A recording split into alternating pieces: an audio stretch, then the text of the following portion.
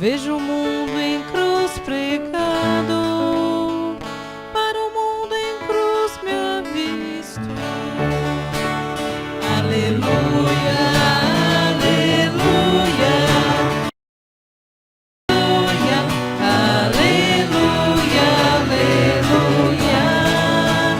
aleluia, aleluia,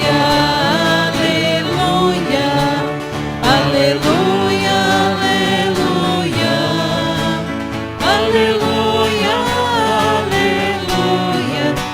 aleluia, aleluia.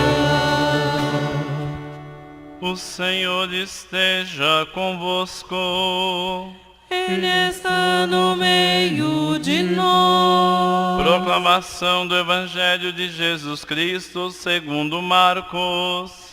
Glória a vós, Senhor. Naquele tempo, Jesus partiu com seus discípulos para os povoados de Cesareia de Filipe. No caminho, perguntou aos discípulos: quem dizem os homens que eu sou?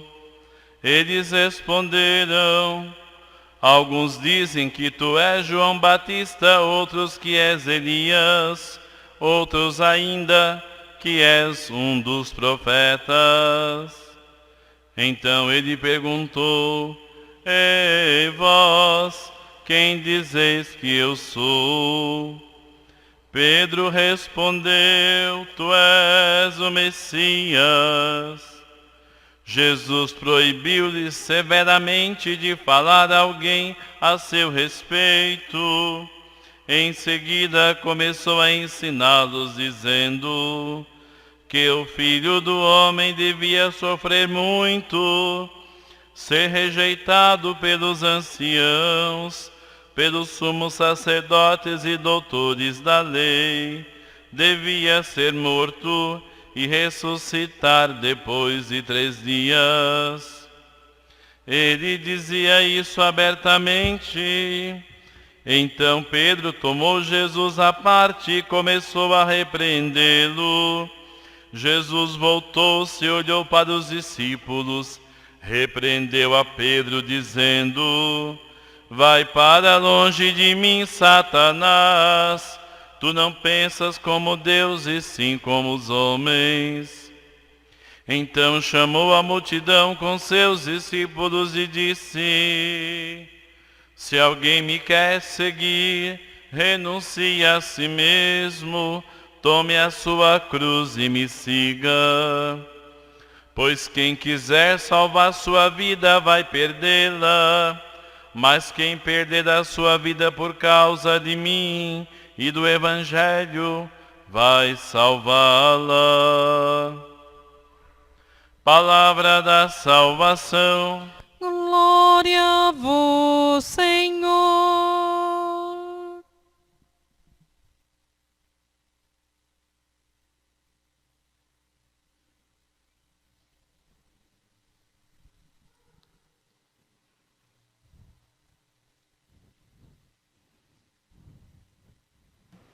Louvado seja o nosso Senhor Jesus Cristo. Para sempre seja louvado. Irmãos e irmãs, o Evangelho de São Marcos é o mais curtinho de todos e também, de certa maneira, o mais didático na apresentação de quem é Jesus. Quando abrimos o Evangelho de São Marcos, capítulo 1, versículo 1, nós lemos início do Evangelho de Jesus Cristo, Filho de Deus. Então você chegando à sua casa, você vai abrir o Evangelho de São Marcos, capítulo 1, versículo 1. Ao longo do Evangelho, na primeira parte, o evangelista procura mostrar a pergunta do povo diante de Jesus. Quem é esse homem que perdoa pecados? Quem é esse a quem o vento e o mar obedecem? Quem é ele? É a pergunta que fica e vai ser respondida no trecho de hoje, por São Pedro. Mas, logo no início do Evangelho, como citei, essa pergunta já nos é apresentada de antemão com a sua resposta. Ou seja, Cristo é o Filho de Deus. Este Jesus, morto e ressuscitado, é o Filho de Deus. Ele é o Messias de Deus. Ele é o Senhor. E o que significa então ser o Messias? É o Evangelho de hoje. Jesus está a caminho com seus discípulos para os povoados da região de Cesareia de Filipe, no norte, uma região marcada pelo paganismo, como o próprio nome já indica, Cesareia, a cidade de César. No caminho, Jesus faz uma pergunta aos discípulos, não porque está preocupado com fama, mas porque ele quer saber o que o povo pensa a respeito dele, da sua pregação. Quem dizem os homens que eu sou? E os discípulos então respondem: Senhor? Alguns dizem que é João Batista, outros que é Elias ou algum dos profetas. Então o povo em geral pensava que Jesus era um profeta ressuscitado dos mortos. O profeta é alguém que anuncia a verdade de Deus, a vontade de Deus, denuncia o pecado, chama a conversão. A missão de profeta é muito difícil, porque o profeta nunca é bem visto. As pessoas não gostam de ouvir profeta, gostam de ouvir adivinhações, desde que sejam boas. Mas o profeta, não. Profeta, de acordo com a Bíblia, vou repetir, é aquele que anuncia a vontade de Deus, denuncia o pecado e chama a conversão. Veja o que aconteceu no trecho do Cântico do Servo Sofredor que ouvimos hoje, do profeta Isaías. O Senhor abriu-me os ouvidos, não lhe resisti, nem voltei atrás. Então aqui é o profeta que ouve, ou o servo que ouve a voz do Senhor, para profetizar, para denunciar o pecado do seu povo. Por consequência desse anúncio, dessa denúncia, o profeta é duramente perseguido.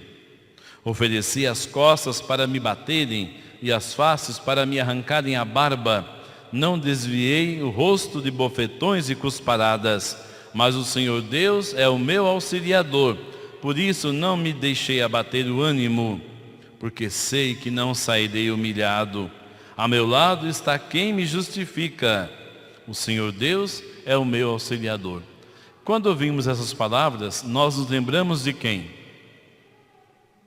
De Jesus, exatamente nos dias da sua paixão, do seu sofrimento. Porém, o profeta está séculos e séculos antes de Jesus.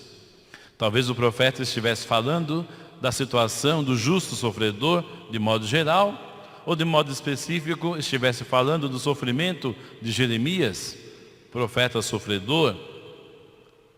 Mas os evangelistas interpretam essa profecia com relação a Cristo. E o próprio Cristo também a interpreta com relação a si. É o evangelho de hoje.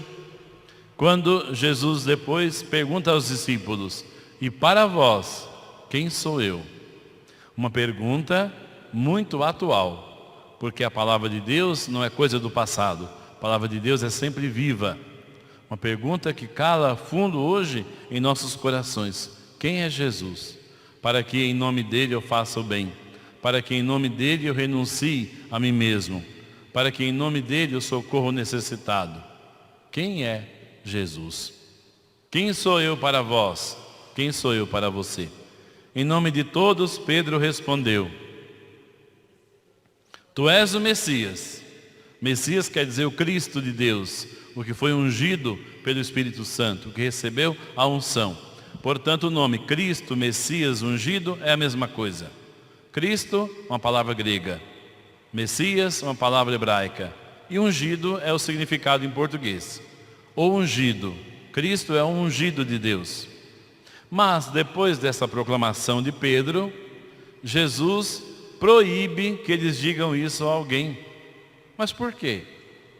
Pedro, o seguinte: os antigos de Israel, inclusive os discípulos, esperavam um Messias guerreiro, um rei vencedor para este mundo, que viesse com a força de Deus, a força do Espírito Santo e as armas para libertar o povo de Israel da opressão estrangeira. Não imaginavam, jamais, que o Messias seria morto na cruz. Então Jesus diz aos discípulos que não devem proclamar que ele é o Messias agora, porque ele ainda não havia entregue sua vida. E Jesus começa a explicar o que vai acontecer com ele. Eis que o Filho do Homem será entregue nas mãos dos homens, dos chefes do povo, dos anciãos, dos sacerdotes e escribas, doutores da lei. Eles o haverão de entregar à morte. Será flagelado, morto na cruz, mas ao terceiro dia vai ressuscitar. Os discípulos ficaram aterrorizados diante disso. E Pedro, então, talvez achando que Jesus não estava bem, estava fora de si, chama Jesus à parte e olha, repreende Jesus. Repreender é um verbo muito forte. É o verbo usado para expulsar Satanás. É como se Jesus, na cabeça de Pedro, estivesse possuído. Uma coisa muito forte. Pedro diz, jamais isso te aconteça. Então o que faz Jesus? Chama Pedro diante de todos, não às escondidas, e diz, vai para longe de mim, Satanás. Não pensas como Deus, mas como os homens. Que coisa dura, disse Jesus a Pedro. Claro que Pedro não é Satanás, mas aquele pensamento que eles tinham de poder neste mundo, de mando neste mundo. Tanto que, em outra ocasião, quando Jesus anuncia de novo a sua paixão, qual a reação dos discípulos? Começaram a discutir, ver quem era o maior. Dividiram-se por conta disso. Não entenderam nada do que significa entregar a vida. Bem, então depois disso, Jesus chama os discípulos para junto de si. A multidão para junto de si. Porque o seu pensamento estava longe de Jesus, embora fisicamente próximos. E Jesus diz, quem quer me seguir, como nós cantamos no início da missa, tome a sua cruz, renuncie a si mesmo e me siga. Irmãos e irmãs, a cruz era um sinal de maldição, de abandono total da parte do Senhor, de castigo, um sinal mesmo maldito. No entanto, Cristo diz aos discípulos, quem quer me seguir, renuncie a si mesmo, tome a sua cruz e me siga. E não só aos discípulos, mas à multidão. Na prática, a mãe, o pai, alguém que abraçou uma vocação consagrada, o que faz? Entrega a sua vida para que o outro tenha vida. Isso significa renunciar a si mesmo. Quem é pai para sempre, quem é mãe para sempre. De tal maneira que a entrega da própria vida pode se dar de uma vez só, como no caso dos mártires, mas ordinariamente se dá a cada dia, em cada gesto de renúncia de nós mesmos, de paciência com o próximo e assim por diante. Isso significa tomar a cruz. Também aceitar o próprio sofrimento sem revoltas contra o Senhor. Sofrimento, para nós cristãos, tem um valor redentor. Quando nós sofremos, nós nos entregamos na mão do Senhor, como Jesus também se entregou. Quando sofre o nosso próximo, nós cuidamos dele, como quem cuida de Jesus. Enfim, nós não fugimos do sofrimento, mas aprendemos a enfrentar o sofrimento com a graça de Deus. Esta também é uma prática da nossa fé. Hoje São Tiago, na segunda leitura, explica que a fé sem obras é morta. A nossa fé exige necessariamente a expressão da caridade. Fé, esperança e caridade. A caridade, quer dizer, o bem que fazemos ao próximo em nome de Jesus, é um transbordamento, uma expressão da fé, que foi derramado em nossos corações. Diz claramente São Tiago: mostra-me tua fé sem obras, impossível. Eu te mostrarei a minha fé pelas obras.